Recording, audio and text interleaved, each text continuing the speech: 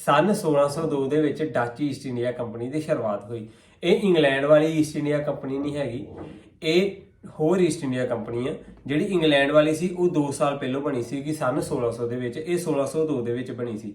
ਇਹ ਬੇਸਿਕਲੀ ਕੀ ਕੰਮ ਕਰਦੇ ਸੀ, ਇਹ ਆਪਣੇ ਸ਼ਿਪਸ ਨੂੰ ਦੁਨੀਆ ਭਰ ਦੇ ਵਿੱਚ ਭੇਜਦੇ ਸੀਗੇ ਟ੍ਰੇਡਿੰਗ ਵਾਸਤੇ। ਸੋਨੇ ਦੀ ਟ੍ਰੇਡਿੰਗ, ਮਸਾਲਿਆਂ ਦੀ ਟ੍ਰੇਡਿੰਗ, ਹੋਰ ਮੈਟਲ ਹੋਏ ਜਾਂ ਹੋਰ ਕਈ ਸਮਾਨਾਂ ਦੀ ਟ੍ਰੇਡਿੰਗ ਇਹ ਕਰਦੇ ਸੀਗੇ ਤੇ ਪ੍ਰੋਫਿਟ ਕਮਾ ਕੇ ਲਿਆਉਂਦੇ ਸੀਗੇ। ਇਹਨਾਂ ਨੇ ਆਪਣੇ ਬਿਜ਼ਨਸ ਨੂੰ ਗਰੋ ਕਰਨ ਵਾਸਤੇ ਪਲਾਨ ਹੀਗਾ ਜਿਹੜਾ ਲੋਕਾਂ ਦੇ ਸਾਹਮਣੇ ਆਫਰ ਕੀਤਾ, ਉਹ ਇਹ ਸੀਗਾ ਕਿ ਤੁਸੀਂ ਸਾਡੇ ਵਿੱਚ ਇਨਵੈਸਟਮੈਂਟ ਕਰੋ ਤਾਂ ਅਸੀਂ ਤੁਹਾਡੇ ਜਿਹੜੇ ਪੈਸੇ ਹੈਗੇ ਉਹ ਗਰੋ ਕਰਕੇ ਦੇਵਾਂਗੇ। ਉਹ ਕਿੱਦਾਂ ਕਰਾਂਗੇ ਕਿ ਅਸੀਂ ਹੋਰ ਦੇਸ਼ਾਂ ਦੇ ਵਿੱਚ ਆਪਣੇ ਸ਼ਿਪ ਭੇਜ ਕੇ ਬਾਹਰ ਟ੍ਰੇਡਿੰਗ ਕਰਾਂਗੇ ਤਾਂ ਉਹਨਾਂ ਦੇ ਵਿੱਚ ਜਿਹੜਾ ਸਾਨੂੰ ਪ੍ਰੋਫਿਟ ਹੋਊਗਾ ਉਹਦੇ ਵਿੱਚੋਂ ਇੱਕ ਸ਼ੇਅਰ ਤੁਹਾਨੂੰ ਵੀ ਦਿੱਤਾ ਜਾਵੇਗਾ।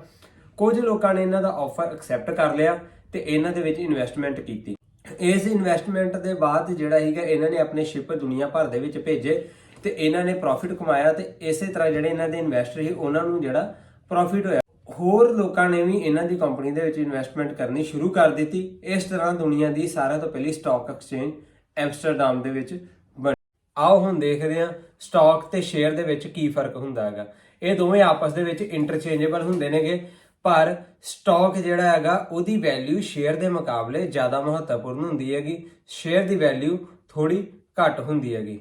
ਸ਼ੇਅਰ ਕੰਪਨੀ ਦੇ ਇੱਕ ਹਿੱਸੇ ਨੂੰ ਰਿਪਰੈਜ਼ੈਂਟ ਕਰਦਾ ਹੈਗਾ ਤੇ ਸਟਾਕ ਜਿਹੜੇ ਹੈਗੇ ਉਹ ਸ਼ੇਅਰਸ ਦੇ ਵਿੱਚ ਡਿਵਾਈਡ ਹੁੰਦੇ ਨੇਗੇ। ਉਦਾਹਰਨ ਦੇ ਤੌਰ ਤੇ ਮੰਨ ਲਓ ਇੱਕ ਕੰਪਨੀ ਹੈ ਜੋ ਗੁੜ ਬਣਾਉਂਦੀ ਹੈ ਤੇ ਉਸ ਕੰਪਨੀ ਦੇ 1 ਲੱਖ ਸ਼ੇਅਰ ਹਨ ਤੇ ਮੇਰੇ ਕੋਲ ਜਾਨੀ ਜਸਕਰਨ ਸਿੰਘ ਦੇ ਕੋਲ ਉਸ ਕੰਪਨੀ ਦੇ 100 ਸ਼ੇਅਰ ਹਨ ਤੇ ਇਸ ਦਾ ਮਤਲਬ ਹੈ ਮੇਰੇ ਕੋਲ ਉਸ ਕੰਪਨੀ ਦੇ ਸਟਾਕ ਪੋਰਸ਼ਨ ਦਾ 0.1% ਸਟਾਕ ਹੈ। ਆਓ ਹੁਣ ਇੰਡੀਅਨ ਸਟਾਕ ਮਾਰਕੀਟ ਨੂੰ ਸਮਝਦੇ ਹਾਂ। ਇੰਡੀਅਨ ਸਟਾਕ ਮਾਰਕੀਟ ਦੇ ਵਿੱਚ 2 ਸਟਾਕ ਐਕਸਚੇਂਜ ਹੁੰਦੀਆਂ ਹਨ, ਬੰਬੇ ਸਟਾਕ ਐਕਸਚੇਂਜ ਤੇ ਨੈਸ਼ਨਲ ਸਟਾਕ ਐਕਸਚੇਂਜ। ਹੁਣ ਕੋਈ ਵੀ ਕੰਪਨੀ ਇੰਡੀਆ ਦੇ ਵਿੱਚ ਆਪਣੇ ਸ਼ੇਅਰ ਆਫਰ ਕਰਨਾ ਚਾਹੁੰਦੀ ਹੈਗੀ ਪਬਲਿਕ ਨੂੰ ਤਾਂ ਉਹਨਾਂ ਨੂੰ ਆਪਣਾ IPO ਲੈ ਕੇ ਆਉਣਾ ਪਏ। ਮੰਨ ਲਓ ਇੱਕ ਟਾਇਰ ਬਣਾਉਣ ਵਾਲੀ ਕੰਪਨੀ ਹੈ ਤੇ ਉਹ ਕੰਪਨੀ ਆਪਣੇ ਬਿਜ਼ਨਸ ਨੂੰ ਗਰੋ ਕਰਨਾ ਚਾਹੁੰਦੀ ਹੈ। ਬਿਜ਼ਨਸ ਨੂੰ ਗਰੋ ਕਰਨ ਵਾਸਤੇ ਉਸ ਕੰਪਨੀ ਨੂੰ ਪੈਸੇ ਦੀ ਜ਼ਰੂਰਤ ਹੈ। ਹੁਣ ਮੰਨ ਲਓ ਇਸ ਟਾਇਰ ਬਣਾਉਣ ਵਾਲੀ ਕੰਪਨੀ ਨੂੰ ਆਪਣੇ ਜਿਹੜੇ ਸਟਾਕ ਨੇਗੇ ਉਹਨਾਂ ਨੂੰ ਸਟਾਕ ਐਕਸਚੇਂਜ ਦੇ ਉੱਪਰ ਲਿਸਟ ਕਰਨਾ ਪਵੇਗਾ ਤੇ ਸਟਾਕ ਐਕਸਚੇਂਜ ਦੇ ਉੱਪਰ ਆਪਣੇ ਸਟਾਕ ਲਿਸਟ ਕਰਨ ਵਾਸਤੇ ਇਸ ਕੰਪਨੀ ਨੂੰ ਆਪਣਾ IPO ਲੈ ਕੇ ਆਉਣਾ ਪਵੇਗਾ। IPO ਦਾ ਮਤਲਬ ਹੁੰਦਾ ਇਨੀਸ਼ੀਅਲ ਪਬਲਿਕ ਆਫਰਿੰਗ। ਹੁਣ ਮੰਨ ਲਓ ਇਸ ਕੰਪਨੀ ਦੇ ਇੱਕ ਸ਼ੇਅਰ ਦੀ ਕੀਮਤ 100 ਰੁਪਏ ਹੈ ਤੇ ਤੁਸੀਂ ਉਹ ਸ਼ੇਅਰ ਇੱਕ ਖਰੀਦ ਲਿਆ। ਹੁਣ ਤੁਸੀਂ ਦੇਖੋਗੇ ਕਦੀ ਇਹ ਸ਼ੇਅਰ ਦੀ ਕੀਮਤ ਘਟ ਕੇ 99 ਰੁਪਏ ਹੋ ਜਾਂਦੀ ਹੈ ਤਾਂ ਕਈ ਵਾਰ ਇਹ ਸ਼ੇਅਰ ਦੀ ਕੀਮਤ ਵੱਧ ਕੇ 101 ਰੁਪਏ ਹੋ ਜਾਂਦੀ ਹੈਗੀ। ਇਸ ਦੇ ਪਿੱਛੇ ਜਿਹੜਾ ਬੇਸਿਕ ਪ੍ਰਿੰਸੀਪਲ ਕੰਮ ਕਰਦਾ ਉਹ ਹੁੰਦਾ ਹੈ ਜੀ ਡਿਮਾਂਡ ਤੇ ਸਪਲਾਈ ਦਾ। ਜਦੋਂ ਕਿਸੇ ਵੀ ਚੀਜ਼ ਦੀ ਡਿਮਾਂਡ ਵੱਧ ਜਾਂਦੀ ਆ ਤੇ ਉਸ ਚੀਜ਼ ਦੀ ਸਪਲਾਈ ਘਟ ਜਾਂਦੀ ਹੈਗੀ ਤੇ ਉਸ ਚੀਜ਼ ਦੇ ਜਿਹੜੇ ਰੇਟ ਹੈਗੇ ਉਹ ਵੱਧ ਜਾਂਦੇ ਨੇਗੇ। ਇਦਾਂ ਹੀ ਸ਼ੇਅਰ ਮਾਰਕੀਟ ਦੇ ਵਿੱਚ ਵੀ ਜਿਹੜਾ ਹੈਗਾ ਕੋਈ ਵੀ ਸ਼ੇਅਰ ਜਾਂ ਕੋਈ ਵੀ ਸਟਾਕ ਲਿਸਟਡ ਹੋਇਆ ਹੈਗਾ ਉਹਦੇ ਪਿੱਛੇ ਜਿਹੜਾ ਬੇਸਿਕ ਪ੍ਰਿੰਸੀਪਲ ਕੰਮ ਕਰਦਾ ਹੈਗਾ ਉਹ ਬੇਸਿਕ ਪ੍ਰਿੰਸੀਪਲ ਹੈਗਾ ਡਿਮਾਂਡ ਤੇ ਸਪਲਾਈ ਦਾ। ਜਦੋਂ ਡਿਮਾਂਡ ਵੱਧ ਜਾਂਦੀ ਹੈਗੀ ਤੇ ਸਪਲਾਈ ਘਟ ਜਾਂਦੀ ਹੈਗੀ ਤੇ ਇਹ 100 ਰੁਪਏ ਵਾਲਾ ਸ਼ੇਅਰ ਜਿਹੜਾ ਵੱਧ ਕੇ 101, 2, 3, 4, 5 ਜਿੰਨੀ ਜ਼ਿਆਦਾ ਡਿਮਾਂਡ ਵਧੀ ਹੈਗੀ ਉਹਨਾਂ ਪ੍ਰਾਈਸ ਵਧੂਗਾ। ਤੇ ਹੁਣ ਇੱਕ ਉਦਾਹਰਨ ਲੈ ਕੇ ਸਮਝਦੇ ਹਾਂ। ਮੰਨ ਲਓ ਪਿਆਜ਼ ਦੀ ਫਸਲ ਹੈ।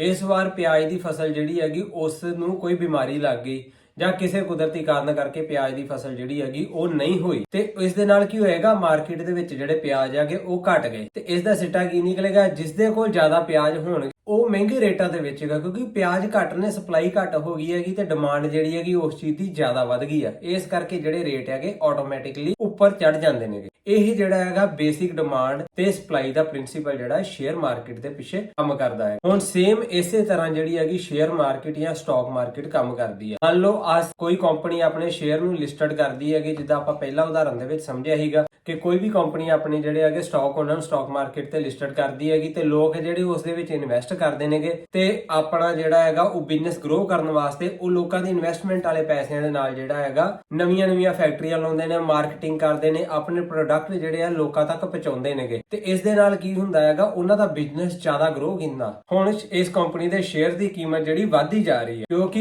ਇਸ ਦਾ ਬਿਜ਼ਨਸ ਵਧੀਆ ਹੋ ਰਿਹਾ ਹੈਗਾ ਤੇ ਇਹ ਚੀਜ਼ ਵੇਖ ਕੇ ਸ਼ੇਅਰ ਦਾ ਪ੍ਰਾਈਸ ਵੱਧਦਾ ਵੇਖ ਕੇ ਹੋਰ ਲੋਕ ਵੀ ਜਿਹੜੇ ਹੈਗੇ ਇਸ ਸ਼ੇਅਰ ਦੀ ਜਿਹੜੀ ਹੈਗੀ ਡਿਮਾਂਡ ਕਰਦੇ ਆ।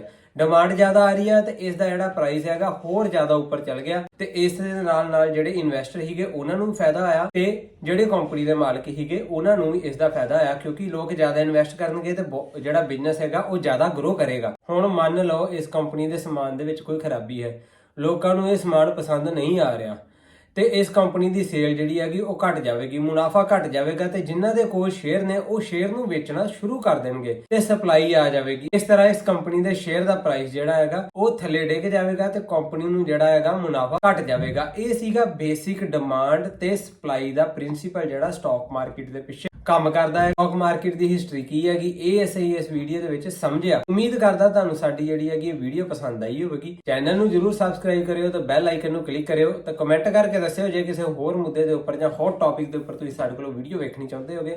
ਤੇ ਸਾਰਿਆਂ ਨੂੰ ਪਿਆਰ ਭਰੀ ਸਤਿ ਸ਼੍ਰੀ ਅਕਾਲ।